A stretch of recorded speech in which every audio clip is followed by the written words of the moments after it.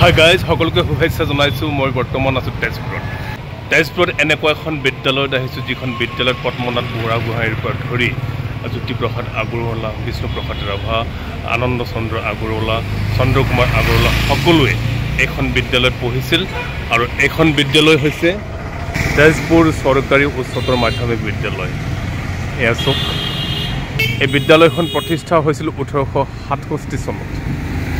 এয়া গোটেই কেম্পাছ গোটেই পৰিৱেশ আপোনালোকক তেজপুৰত দেখুৱাব বিচাৰিছোঁ। এখন বিদ্যালয়ৰ যিটো বিদ্যালয়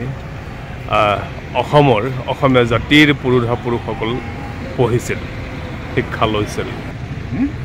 এখন বিৰাট পুৰণা স্কুল, ইমান সুন্দৰ পৰিৱেশ।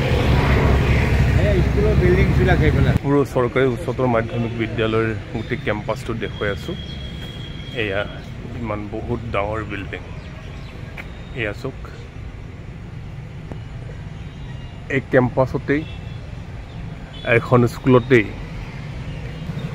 বেছিভাগ পুৰুষা ব্যক্তিসকলে স্কুলত শিক্ষা গ্ৰহণ কৰিছিল আৰু অসমখনক জিলিকাই তুলিছিল আৰু অসমীয়া জাতিক জীয়াই ৰাখিছে আৰু অনাগত দিনলৈ থাকিব।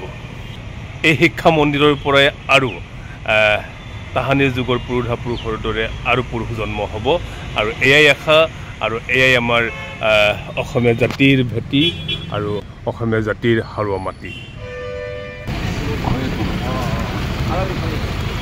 এয়া পৃথ্বীৰাজদাৰ দেউতাকে পঢ়া মহান পুৰুষসকলে পঢ়া স্কুলখনত আমি এটা ফটো লৈছোঁ।